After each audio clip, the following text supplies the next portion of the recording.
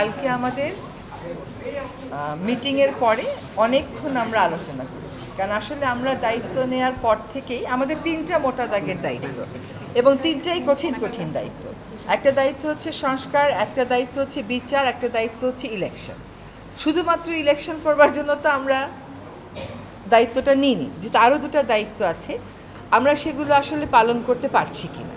কারণ আমরা দায়িত্ব নেওয়ার পর থেকে যার যত রকম দাবি আছে সব দাবি নিয়ে তারা রাস্তায় বসে যাচ্ছে, রাস্তা আটকে দিচ্ছে, একদম ঢাকা শহর অচল হয়ে পড়ছে।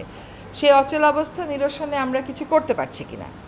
তো এইগুলো আলোচনা করে যেটা আমরা চিন্তা করলাম যে আমাদের এই দায়িত্বটা কিন্তু জাতীয় দায়িত্ব, এবং আমরা তো আগে থেকেই বলছি যে আমরা ক্ষমতা নেইনি, দায়িত্বে আছি।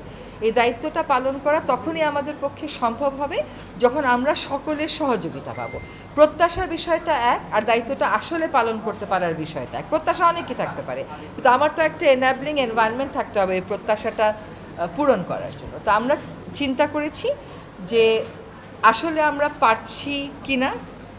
এই যে প্রতিবন্ধকতাগুলো হচ্ছে আমাদের এই বড় দাগের তিনটা দায়িত্ব পালন করার জন্য, এই প্রতিবন্ধকতাগুলোকে আমরা কিভাবে মোকাবেলা করব, আদৌ মোকাবেলা করতে পারবো কিনা, যদি মোকাবেলা করতে পারি কিভাবে করব, যদি মোকাবেলা করতে না পারি তাহলে আমাদের কি করণীয় হবে, আমরা সকলে মিলে এটা চিন্তা করছি।